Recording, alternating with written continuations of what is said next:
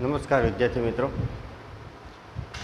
Last લેક્ચરમાં આપણે chapter 4 ભાગીદારીનું પુનર્ગઠન. આ પુનર્ગઠનમાં 4 રીતના દાખલા આવે. 4 રીતના દાખલામાંથી આપણે 2 રીત પૂરી કરી હતી. પહેલી રીત ત્યાગના પ્રમાણની રીત, બીજી રીત લાભના પ્રમાણની રીત, અને હવે આપણે ત્રીજી રીત આવ્યા મિલકત અને દેવાના પુનઃ મૂલ્યાંકનની રીત. આ રીતની ચર્ચા કરું એ પહેલાં આપણે 17 તારીખથી એક્ઝામ ચાલુ થશે. 17મી ઓગસ્ટ આપણે અહીંયા ત્રિમાસિક પરીક્ષા લેવાશે આપણી સ્કૂલમાં. તો એમાં પહેલું પેપર આપણું એકાઉન્ટનું છે, અને આપણે ત્રિમાસિક પરીક્ષામાં 12મા ધોરણના એકાઉન્ટમાં આવે. ત્રિમાસિક પરીક્ષામાં 4 ચેપ્ટર પહેલાં આપણે પૂરા કરીશું. આ ચોથું ચેપ્ટર પૂરું થઈ જશે, બરાબર. 3 તો પૂરા થઈ ગયા, ચોથું હમણાં પૂરું થઈ જશે. એટલે 4 ચેપ્ટર છે આ એક્ઝામમાં, એકાઉન્ટમાં. પહેલું, બીજું, ત્રીજું, ચોથું. પેપર સ્ટાઇલ તમને મળી ગઈ છે, અથવા ન મળી હોય તો સમજાવી દઉં છું. 8 વિભાગો રાખ્યા છે, 5 વિભાગો. વિભાગ એ, એમાં વિકલ્પો છે. વિકલ્પો તમે જાણો છો, 4માંથી કોઈ પણ એક વિકલ્પ હોય, એ વિકલ્પ પસંદ કરવાનો હોય. 4માંથી કોઈ પણ એક જવાબ. એવા 6 વિકલ્પ છે, એટલે 6 પ્રશ્નો, 6 ગુણ. એટલે એવા ટોટલ કેટલા માર્કનો વિભાગ હશે? 6. વિભાગ બી, એ પેપર સ્ટાઇલ તમને મળી જ ગઈ છે, આ તો ખાલી સમજૂતી આપી દો. વિભાગ બી 1-2 વાક્યમાં જવાબ આપો. એમાં પણ 6 પ્રશ્ન હશે અને 6 ગુણ. એટલે એવા ટોટલ કેટલા માર્કનો હોય છે? 6 માર્કનો. એટલે આ જે પ્રશ્ન છે વિભાગ એ અને બી, વિભાગ એ અને બીમાં ટોટલ થિયરીના પ્રશ્ન હોય. એમાં થિયરી તો આપણે પહેલું, ત્રીજું અને આ ચોથું, 3 ચેપ્ટરમાંથી થિયરી આવે. બીજું ચેપ્ટર તો 11 માર્કનો ખાલી દાખલો જ આવે, એમાં કંઈ થિયરી હોય નહીં. તો એ મેં તમને બધી પીડીએફ, જેટલા પ્રશ્ન બને છે, વિકલ્પો બને છે, 1 માર્કના પ્રશ્ન બને, એ બધું મેં તમને મોકલી જ દીધું છે. પહેલાં ચેપ્ટરનું પહેલાં મોકલાવેલું હતું. આ 3જા અને 4થા ચેપ્ટરના વિકલ્પો અને 1 માર્કમાં જવાબ આપો એ પણ તમને મોકલી દીધા છે. તો એમાંથી જે છે બોર્ડની એક્ઝામમાં આના સિવાય બહારનું હોય જ નહીં. જેટલા પ્રશ્ન બને છે બધાએ મોકલી દીધા. એટલે વિભાગ એ અને બી આખો થિયરીનો હોય છે. પહેલું, ત્રીજું અને 4થા ચેપ્ટરની થિયરી છે. વિભાગ સીમાં દાખલા છે. વિભાગ સી દાખલા છે. ટૂંકમાં જવાબ આપો. ટૂંકમાં જવાબ આપો. એવા કેટલા દાખલા છે? 3 માર્કના દાખલા છે. 3 માર્કના કેટલા દાખલા? 5 દાખલા છે. કેટલા? 5. એટલે ટોટલ કેટલા માર્કનો વિભાગ થાય? 15 માર્કનો વિભાગ થાય. 3 માર્કનો ટોટલ 5 દાખલા છે. હવે આ 5 દાખલા 3 માર્કના 5 દાખલા, 3 પ્રશ્નો,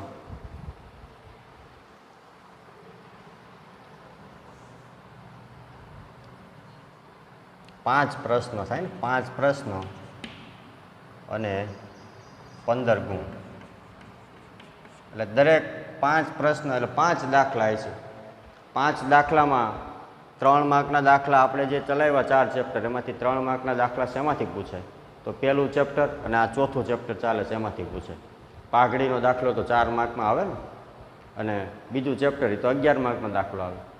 તો 5 દાખલા જે 3 માર્કના પૂછાવાના છે, 5 તેરી 15, આવા 5 દાખલા. એ 5 દાખલા 4માંથી કયા ચેપ્ટરના છે?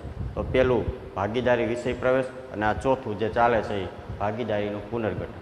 બેમાંથી આ 5 દાખલા છે. ટૂંકા આપણે જે પહેલા ચેપ્ટરમાં દાખલા કરાવ્યા છે, એમાં જે નફા નુકસાન, ફાળવણી ખાતું અને મૂડી ખાતાના મોટા દાખલા છે એ ન પૂછાયો. એ તો બોર્ડમાંય નથી પૂછાતા. તમને જે ટૂંકા દાખલા કરાવ્યા છે ને પહેલા ચેપ્ટરમાં, નફા નુકસાનની વહેંચણી કરવાની રીત, કમિશનની ગણતરીની રીત, ભૂલ સુધારણા નોંધની રીત, મૂડી અને ઉપાડ પર વ્યાજની ગણતરી, આ ટૂંકા દાખલા પૂછાય. મોટા દાખલા તો તમને ખાલી વાર્ષિક હિસાબમાં આવે એટલા માટે ગણાવ્યા હતા પહેલા ચેપ્ટરમાંથી, બરાબર. એટલે પહેલા ચેપ્ટરમાંથી નફા નુકસાન, ફાળવણી ખાતું અને મૂડી ખાતું બનાવવાના દાખલા નહીં હોય, ખાલી ક્યાં હશે? ટૂંકા દાખલા. અને ચોથા ચેપ્ટર એટલે કે આ પુનર્ગઠન હાલે છે એના દાખલા છે. એટલે આ વિભાગ સીમાં પહેલું ચેપ્ટર અને ચોથું ચેપ્ટર, એના 5 દાખલા છે, 2 થઈ. પછી વિભાગ ડી. તો વિભાગ ડીમાં તમને પેપર સ્ટાઇલમાં લખાવ્યું છે 3 પ્રશ્નો અને 12 ગુણ. 3 પ્રશ્ન 12 ગુણ, ટોટલ કેટલા ગુણ થયા? 12. એટલે 3 પ્રશ્ન 12 ગુણ, એટલે 4 માર્કના 3 પ્રશ્ન થયા ને. તો 4 માર્કનો પ્રશ્ન આપણે જે ચેપ્ટર ચલાવ્યા 1 થી 4, તેમાં 4 માર્કનો દાખલો કયા ચેપ્ટરમાંથી પૂછાય? તો પાઘડીમાંથી. તો પાઘડીના 3 દાખલા છે. 3 દાખલા પાઘડીના ચેપ્ટરના છે. અને વિભાગ ઈ બરાબર. વિભાગ ઈમાં ખરેખર 8 માર્કના દાખલા હોય આપણે બોર્ડની પેપર સ્ટાઇલ પ્રમાણે, અને પછી વિભાગ એફમાં 11 માર્કનો દાખલો. પણ આપણે 4 ચેપ્ટરો ચલાવ્યા એમાં 8 માર્કના દાખલાવાળું એક ચેપ્ટર છે જ નહીં, એટલે વિભાગ ઓછો છે. એટલે વિભાગ એફ આપણે જે બોર્ડમાં હોય એ આપણે વિભાગ ઈ અહીંયા ગણવાનો. તો એક પ્રશ્ન અને 11 ગુણ. બરાબર. એટલે એક પ્રશ્ન 11 ગુણ એટલે 11 માર્કનો દાખલો હોય છે. એ કયો? વાર્ષિક હિસાબનો. વિદ્યાર્થી મિત્રો, આ પેપર સ્ટાઇલ તમને મોકલી દીધી છે. વિભાગ એ અને બીમાં 6 પ્રશ્ન 6 ગુણ 6 માર્કનો વિભાગ છે. એમાં પહેલું, ત્રીજું અને ચોથા ચેપ્ટરની થિયરી છે. બીજા ચેપ્ટરની થિયરી આમે ન હોય, કારણ કે 11 માર્કનો માત્ર દાખલો જ પૂછે છે. વિભાગ સીમાં 5 દાખલા છે, 3 માર્કના 5 દાખલા, એટલે 15 ગુણ થઈ ગયા. તો 3 માર્કના દાખલા આપણે જે ચેપ્ટર ચલાવ્યા 4, એમાંથી શેમાંથી પૂછે? તો પહેલું ચેપ્ટર ભાગીદારી વિષય પ્રવેશ, એમાંથી જે ટૂંકા દાખલા કરાવ્યા એ હો. અને ચોથું ચેપ્ટર આ પુનર્ગઠન આલે છે, એના બેયના થઈને 5 દાખલા છે, 2 ચેપ્ટર થઈને. વિભાગ ડીમાં 3 પ્રશ્ન 12 ગુણ, એટલે 4 માર્કના 3 દાખલા થયા ને. 12 ભાગ્યા 3 કરો એટલે 4 માર્કના 3 દાખલા થયા. એ ત્રણેય દાખલા પાઘડીના છે. અને વિભાગમાં ઈમાં એક પ્રશ્ન 11 ગુણ, એટલે 11 માર્કનો એક વાર્ષિક હિસાબનો દાખલો છે. બોર્ડની એક્ઝામમાં 6 વિભાગ હોય. વિભાગ ઈ ખરેખર કયો હોય? 8 માર્કના દાખલાવાળો હોય ને. અને વિભાગ એફ છે એ 11 માર્કવાળા દાખલાનો હોય. પણ આપણે તો આ ચેપ્ટર ચલાવ્યું એમાં 8 માર્કવાળું એક ચેપ્ટર છે જ નહીં. 8 માર્કના દાખલાવાળું પ્રવેશ, નિવૃત્તિ અને શેરમૂડી એ તો હજી ચલાવવાના બાકી છે. બરાબર. એટલે એક વિભાગ કાઢી નાખ્યો છે. એટલે વિભાગ એફ હતો બોર્ડની એક્ઝામમાં, એને અહીં વિભાગ ઈ ગણવાનો. એક પ્રશ્ન 11 ગુણ. આ પેપર 6 ને 6 12, 12 ને 15 27, 27 ને 12 39 ને 11 50. આ રીતનું તમારું બોર્ડની એક્ઝામ, બોર્ડની એક્ઝામ હું આપણે ત્રિમાસિક પરીક્ષાનું પેપર હશે. 4 ચેપ્ટર. ચાલો, તો આપણે આ વાત કરતા હતા પુનર્ગઠન ચેપ્ટરની.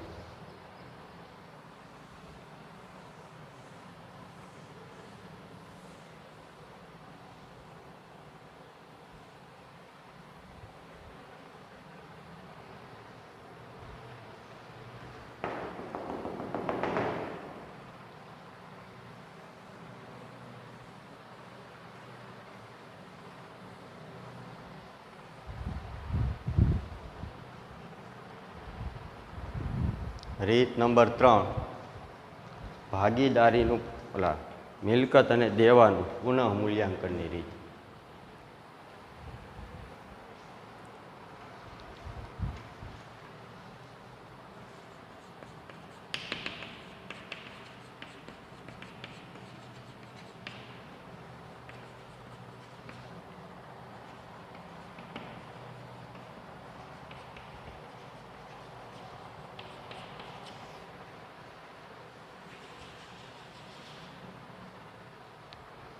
હવે વિદ્યાર્થી મિત્રો ખાસ ધ્યાન દેજો.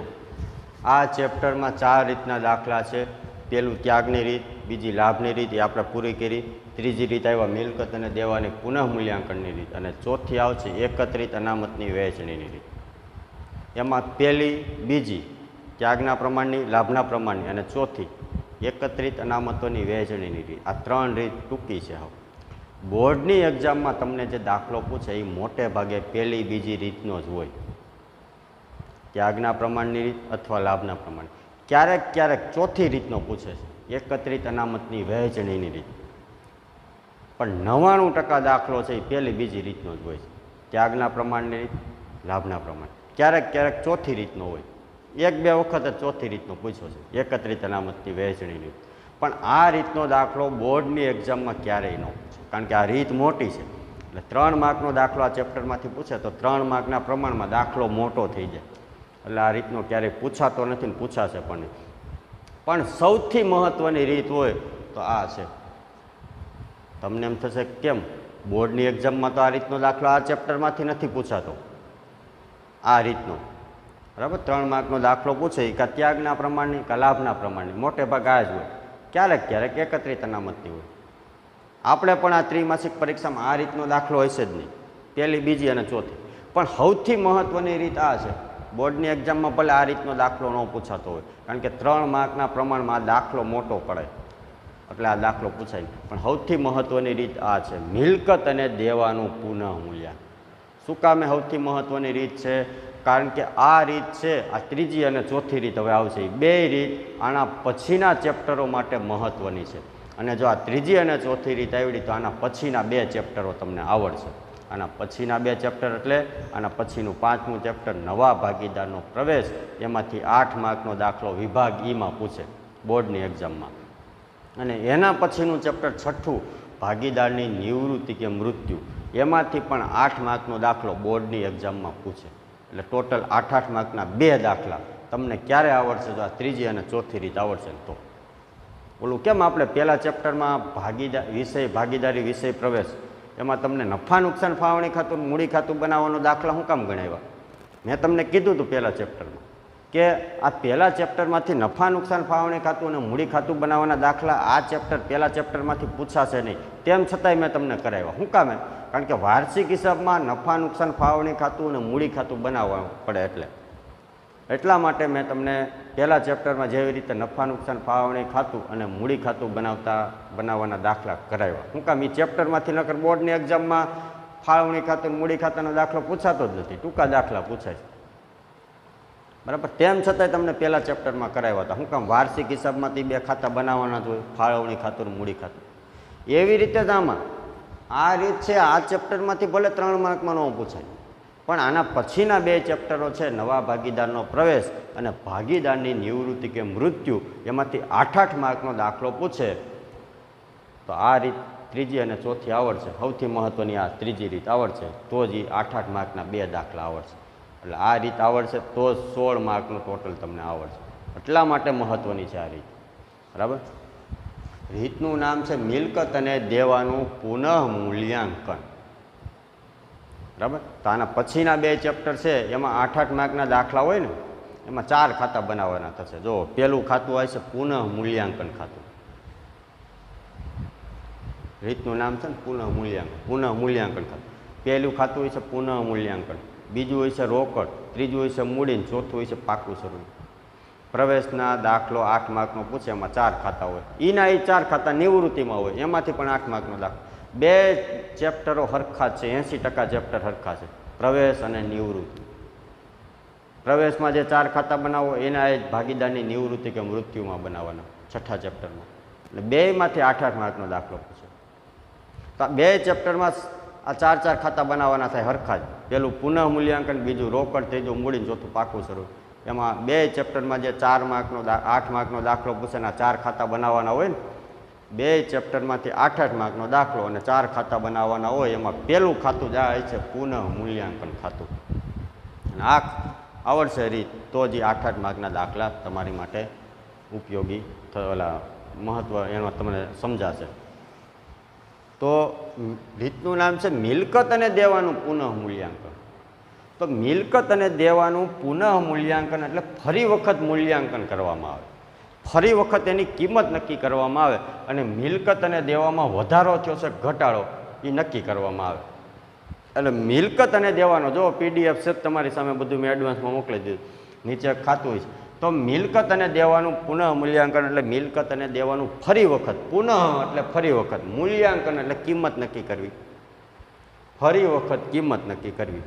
તો મિલકત અને દેવાની ફરી વખત કિંમત નક્કી કરી મિલકત અને દેવામાં જે કાંઈ વધારો ઘટાડો થાય એ વધારો ઘટાડો નોંધવા માટે પેઢીના ચોપડે ખાતું બનાવવામાં આવે, એને કહેવાય પુનઃ મૂલ્યાંકન ખાતું. જો નીચે બનાવેલું હોય છે, તમે સામે ચોપડો રાખશો ને તો પુનઃ મૂલ્યાંકન હમણાં અહીંયા બનાવવું હું તમને. કયું ખાતું છે? પુનઃ મૂલ્યાંકન ખાતું.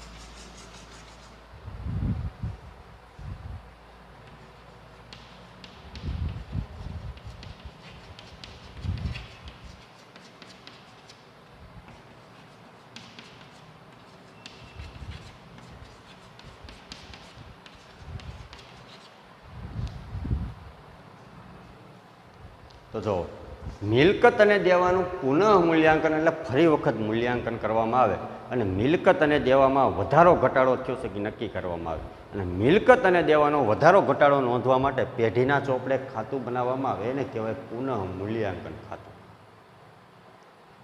હવે આ ખાતાનું નામ બીજું નામ નફા નુકસાન હવાલા ખાતું છે. શું કામે આમાં ખાલી હવાલાની જ અસર આપવાની હોય ને. તો સૌથી પહેલાં તો મિલકત અને દેવાનું આ ખાતાની પછી માહિતી આપું. સૌથી પહેલાં મિલકત અને દેવાનું ભાઈ પુનઃ મૂલ્યાંકન ધંધા શું કામ કરવું પડે, ફરીથી વખત એની કિંમત શું કામ નક્કી કરવી પડે? તો ભાગીદારો વચ્ચે અન્યાય ન થાય ને એટલા માટે ફરી વખત એની કિંમત નક્કી કરવી પડે, એને કહેવાય પુનઃ મૂલ્યાંકન. તો ભાગીદારો વચ્ચે અન્યાય શું કામ થાય? તો આના પછીનું ચેપ્ટર મેં કીધું ને, આના પછીના ચેપ્ટરો માટે મહત્ત્વની રીત છે કે નવા ભાગીદારનો પ્રવેશ થાય અથવા આના પછીનું ચેપ્ટર નવા ભાગીદારનો પ્રવેશ છે ને, 8 માર્કનો દાખલો પૂછે. નવા ભાગીદારનો પ્રવેશ થાય એના પછીનું ચેપ્ટર ભાગીદારની નિવૃત્તિ કે મૃત્યુ, 6થું ચેપ્ટર.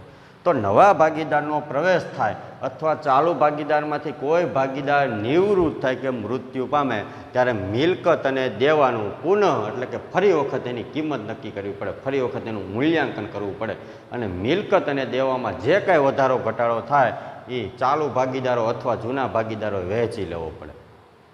તો નવા ભાગીદારનો પ્રવેશ થાય અથવા ચાલુ ભાગીદારમાંથી કોઈ નિવૃત્ત થાય કે મૃત્યુ પામે ત્યારે મિલકત અને દેવાનું પુનઃ મૂલ્યાંકન કરી મિલકત અને દેવામાં જે કાંઈ વધારો ઘટાડો થાય એ નોંધવા માટે ખાતું બનાવવામાં આવે, એને કહેવાય પુનઃ મૂલ્યાંકન ખાતું. તો સૌથી પહેલાં તો પ્રશ્ન એ થાય કે ભાઈ નવા ભાગીદારનો પ્રવેશ થાય અથવા ચાલુ ભાગીદારમાંથી કોઈ નિવૃત્ત થાય કે મૃત્યુ પામે ત્યારે મિલકત અને દેવાનું ફરી વખત મૂલ્યાંકન શું કામ કરવું પડે? તો ભાગીદારો વચ્ચે અન્યાય ન થાય એટલા માટે કરવું પડે. તો એમાં કઈ રીતે અન્યાય થયો? તો દાખલા તરીકે માની લો કે હું તમને ઉદાહરણ આપું કે 2 ભાગીદારો છે, એક્સ અને વાય. આ જૂના ભાગીદારો છે. કેવા ભાગીદાર છે? જૂના. હવે માની લો કે નવો ભાગીદાર આવે છે, ભાગીદાર ઝેડ. કોણ આવે? ભાગીદાર ઝેડ, નવો ભાગીદાર આવ્યો. હવે આ જૂના ભાગીદારો માની લો કે 20 વર્ષથી ધંધો ચલાવતા. કેટલા વર્ષથી? 20 વર્ષ. 20 વર્ષથી ધંધો ચલાવતા. તો ધંધો ચાલુ કર્યો ત્યારે એણે મિલકત તો લીધી છે ને, દુકાન લીધી છે, જમીન લખી લીધી છે, ફર્નિચર બનાવ્યું છે. દાખલા તરીકે એણે માની લો કે 20 વર્ષ પહેલાં ધંધો ચાલુ કર્યો ત્યારે 10 લાખ રૂપિયાની દુકાન લીધી હતી. હવે અત્યારે નવો ભાગીદાર આવે છે. નવા ભાગીદારને શું કામ રાખવો પડતો હોય આના પછીના ચેપ્ટરમાં એ તમને વિસ્તારપૂર્વક સમજાવે. નવા ભાગીદારને પ્રવેશ આપવાના ઘણાય કારણો હોય. ધંધામાં વધારે રૂપિયાની જરૂર હોય તો નવા ભાગીદારને રાખવામાં આવતો હોય. દાખલા કે એક્સ અને વાય 2 જૂના ભાગીદાર છે અને ધંધાનો વિકાસ કરવા માટે રૂપિયાની જરૂર છે, પણ એની પાસે રૂપિયા નથી, તો કોઈક પૈસાવાળી વ્યક્તિને નવા ભાગીદાર તરીકે રાખવો પડે.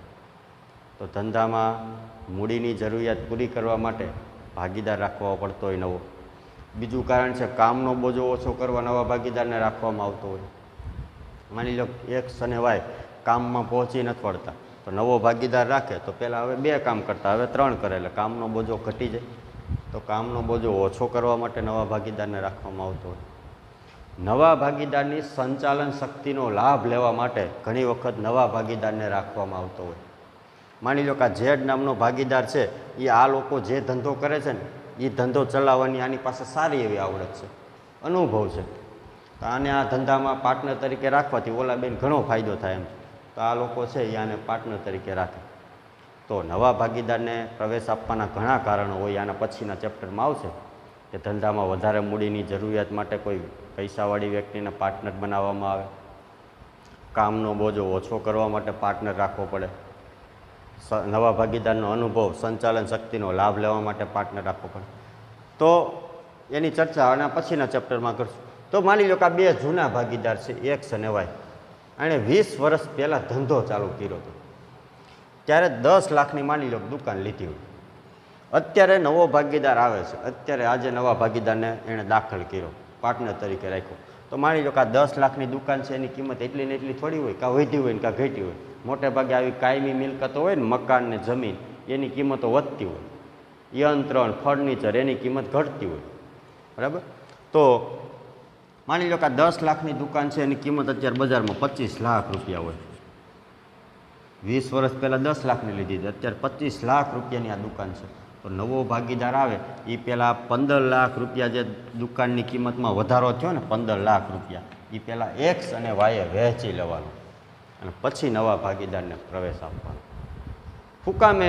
કારણ કે મિલકત લીધી હતી કોઈને 10 લાખની, આ બે 20 વર્ષ પહેલાં. ઓલો નવો તો આજે આવે છે, તો અત્યારે એની કિંમત કેટલી છે? 25 લાખ. તો આ દુકાનમાં રોકાણ કોણે કર્યું હતું? આ બે. અત્યારે એની કિંમત 25 લાખ છે, તો 15 લાખ વધારો થયો એનો માત્ર લાભ કોને મળવો જોઈએ? એક્સ અને વાયને. તો 15 લાખનો જે વધારો થયો એ પહેલાં એક્સ અને વાયે વહેંચી લેવાનો, પછી નવા ભાગીદારને પ્રવેશ આપવાનો. જો એવું ન કરે તો નવા ભાગીદારના પ્રવેશ પછી આ 25 લાખની દુકાન છે ને એમાં ત્રણેયના ભાગ પડે. તો આ બેને અન્યાય થાય ને ઓલાને જ લાભ થયો. કારણ કે પહેલાં દુકાન લીધી ત્યાં બે 10 લાખની, અત્યારે 25 લાખ રૂપિયા છે, ત્યારે આવડા અત્યારે આવે તેને લાભ મળે. બરાબર? તો 15 લાખ રૂપિયા વધારો થયો એનો માત્ર લાભ આને જ મળવો જોઈએ, કારણ કે એણે દુકાન રાખી હતી 20 વર્ષ પહેલાં. અત્યારે માત્ર જે 15 લાખ રૂપિયા વધારો થયો એ જ વહેંચવાનો, 25 લાખ નહીં, 15 લાખ રૂપિયા. તો પહેલાં આ બે વહેંચી લેવાનો, પછી નવા ભાગીદારને પ્રવેશ. એવી રીતે જમીન, મકાન, યંત્ર આવી કિંમતમાં ઘટાડો થયો હોય તો આ બે ભોગવવાનો, વધારો થાય તો આ બેને લાભ મળે. ટૂંકમાં જે કાંઈ વધારો ઘટાડો થાય ને એ આ બે વહેંચી લેવાનો, પછી નવા ભાગીદારને પ્રવેશ આપવાનો. એટલે જૂના અને નવા ભાગીદારો વચ્ચે અન્યાય ન થાય. ખ્યાલ આવ્યો? તો એવી રીતે દેવાનું પુનઃ મૂલ્યાંકન કરવું પડે. તો માની લો કે દેવું એટલે બેંક લોન લીધી હોય. બેંક લોન આ લોકોએ ધંધો ચાલુ કર્યો ને 5 લાખની લીધી હતી. અત્યારે માની લો કે હપ્તા નથી ભર્યા અને એ દેવું છે 7 લાખનું થઈ ગયું, 7 લાખની લોન થઈ ગઈ, વ્યાજ ઉપર વ્યાજ ચડતું ગયું. તો 2 લાખ 5 લાખની લોન લીધી હતી, અત્યારે 7 લાખની થઈ ગઈ.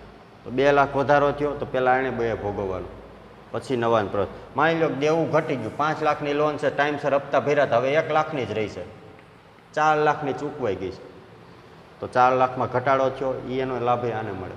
ટૂંકમાં નવો ભાગીદાર આવે અથવા ચાલુ ભાગીદારમાંથી કોઈ નિવૃત્ત થાય કે મૃત્યુ પામે ત્યારે મિલકત અને દેવાનું પુનઃ મૂલ્યાંકન કરવાનું, ફરી વખત એની કિંમત નક્કી કરવાની. એ આપણે નક્કી કરવાનું હોય, દાખલામાં આપ્યું જ હોય. અને મિલકત અને દેવામાં જે કાંઈ વધારો ઘટાડો થાય એ ચાલુ ભાગીદાર અથવા તો જૂના ભાગીદારોએ વહેંચી લેવાનો, પછી નવા ભાગીદારને પ્રવેશ આપવાનો, અથવા નિવૃત્તિના ચેપ્ટરમાં આ બધું વહેંચી લેવાનું, પછી કોઈ પણ ભાગીદાર નિવૃત્ત થાય કે મૃત્યુ પામે ત્યારે. તો ભાગીદારો વચ્ચે અન્યાય ન થાય, આવી રીતે મેં તમને ઉદાહરણ સાથે સમજાવ્યું. અન્યાય ન થાય એટલા માટે મિલકત અને દેવાનું પુનઃ મૂલ્યાંકન કરવામાં આવે. અને મિલકત અને દેવાનું પુનઃ મૂલ્યાંકન કરી મિલકત અને દેવામાં જે કાંઈ વધારો ઘટાડો થાય એ નોંધવા માટે ખાતું બનાવવામાં આવે, એને કહેવાય પુનઃ મૂલ્યાંકન ખાતું. હવે જો આ ખાતાનું બીજું નામ છે નફા નુકસાન હવાલા ખાતું. આ ખાતાનું બીજું નામ શું છે? નફા નુકસાન હવાલા ખાતું. આ ખાતાનું બીજું નામ નફા નુકસાન હવાલા ખાતું એટલા માટે છે, જો પરીક્ષામાં 1 માર્કમાં પૂછે પ્રશ્ન કે નફા નુકસાન હવાલા ખાતાનું બીજું નામ જણાવો, તો પુનઃ મૂલ્યાંકન ખાતું. અથવા એમ પૂછે કે પુનઃ મૂલ્યાંકન ખાતાનું બીજું નામ જણાવો, તો નફા નુકસાન હવાલા ખાતું.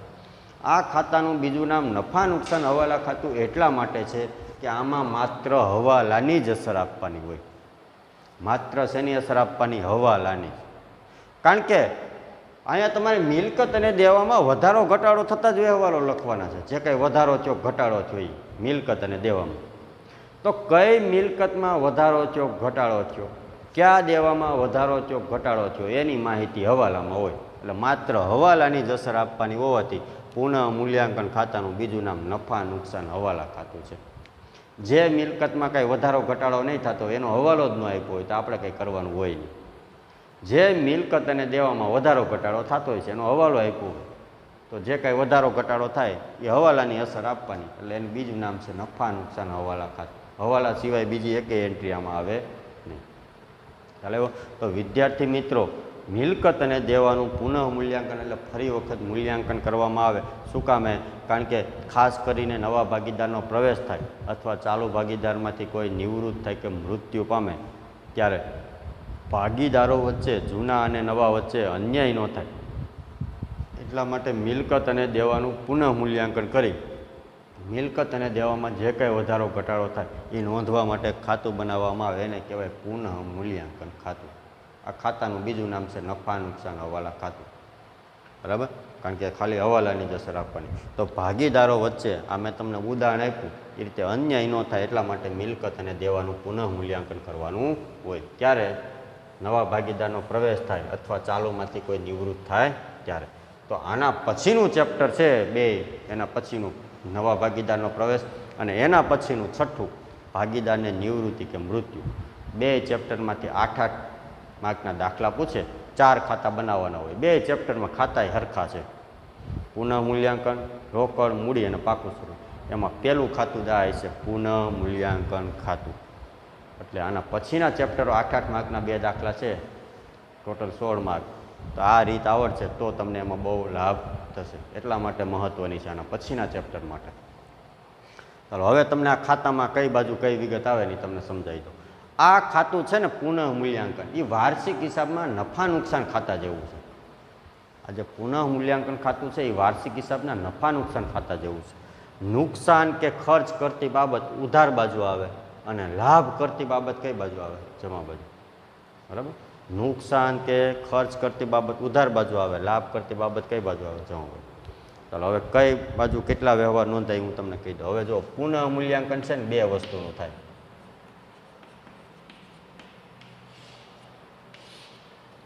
એક તો થાય મિલકતનું અને બીજું થાય દેવાનું.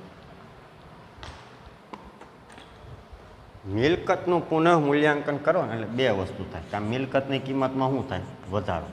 કાં શું થાય? મિલકતની કિંમતમાં ઘટાડો. મિલકતની કિંમતમાં વધારો થાય ને શું થયો કહેવાય? લાભ. કઈ બાજુ આવશે? જમા બાજુ. આ બાજુ. શું કામ લાભ થયો કહેવાય? તમારી પાસે ધંધામાં જમીન, મકાન, યંત્રો, પ્લાન્ટ, મશીનરી છે. આ બધી મિલકતની કિંમતમાં વધારો થાય, લાભ થયો કહેવાય. દાખલા તરીકે ઉદાહરણ આપું. માની લો કે તમે 50 લાખનો બંગલો લીધો છે 2 વર્ષ પહેલાં. હવે એ બંગલો અત્યારે બજારમાં વેચવો તો 70 લાખમાં વેચાય એમ હોય. તમને ફાયદો થયો ને, તમે લીધો તો 50 લાખમાં, પણ જાય એમ છે 70 લાખ. તો ધંધાની અંદર પણ મિલકતની કિંમતમાં વધારો થાય તો એ લાભ થયો કહેવાય. મિલકતમાં વધારો થાય તો લાભ થયો કહેવાય. લાભ કરતા વ્યવહારો મેં હમણાં તમને કીધું કે આ ખાતું નફા નુકસાન ખાતા જેવું છે. લાભ કરતા આવકો, લાભ કરતા વ્યવહારો બધી જમા બાજુ આવે અને નુકસાન કે ખર્ચ કરતા વ્યવહારો કઈ બાજુ આવે? જમા બાજુ. તો જો તમને ખાતાનો નમૂનો બનાવીને મોકલો જ છે મેં. મિલકતની કિંમતમાં વધારો, મિલકતમાં વધારો કરતા વ્યવહાર આ બાજુ આવશે. આ ટીક કરું ત્યાં રકમ લખવાની. દાખલા કે જમીનમાં 50,000નો વધારો થયો, મકાનની કિંમત 70,000નો વધારો. માત્ર વધારો ઘટાડો થાય ને એ રકમ જ લખવાની. એ તો દાખલો આવશે ત્યારે ખ્યાલ આવશે. અત્યારે ખાલી આ કઈ વસ્તુ ક્યાં આવે ને યાદ રાખો. તો જમીન, મકાન, યંત્ર, પ્લાન્ટ, મશીનરી આની કિંમત વધે તો કઈ બાજુ આવશે? જમા બાજુ. પણ માની લો કે મિલકતની કિંમતમાં ઘટાડો થાય તો શું થયું કહેવાય? નુકસાન. તો કઈ બાજુ આવે? ઉધાર. તો મિલકતની કિંમતમાં ઘટાડો કરતા વ્યવહાર ઉધાર બાજુ આવે. બરાબર. ખાસ કરીને તમે યંત્ર લીધું હોય 50 લાખનું, મોટા મોટી ઉદ્યોગ હોય એમ કિંમતી યંત્ર હોય, તો નવું લીધું હોય તો 50 લાખનું હોય. હવે એ વેચી નાખવું 5 વર્ષ પછી. એ યંત્રની કિંમત કંઈ 50 લાખની ન આવે, તો ઘટે જ. આ તો જમીન મકાનની કિંમતો વધતી હોય. બરાબર. તો મિલકતની કિંમત જમીન, મકાન, યંત્ર, પ્લાન્ટ, મશીનરી કાંઈ ઘટાડો થાય તો ઉધાર બાજુ આવે. ચાલો એવી રીતે દેવાનું પુનઃ મૂલ્યાંકન કરો એટલે 2 વસ્તુ થાય કે દેવાની કિંમતમાં વધારો થાય અને કાં શું થાય? દેવાની કિંમતમાં ઘટાડો. ચાલો હવે દેવાનું કિંમતમાં વધારો થાય તો બોલો જી, લાભ થયો કહેવાય કે નુકસાન? તો દેવાની કિંમત વધે તો નુકસાન થયું કહેવાય. જો મિલકતની કિંમત વધે તો લાભ થયો કહેવાય. દેવાની કિંમત વધે તો નુકસાન થયું કહેવાય. કઈ બાજુ આવશે? ઉધાર.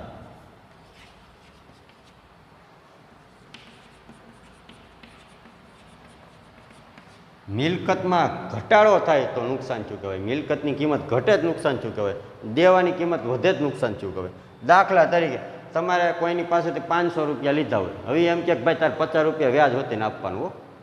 તો આપણે કોઈકની પાસેથી 500 રૂપિયા લીધા હોય ને હવે એમ કે 50 રૂપિયા વ્યાજે આપવાનું, તો આપણે હવે એને કેટલા આપવાના થાય? 550 રૂપિયા આપવાના થાય. દેવું વધ્યું ને.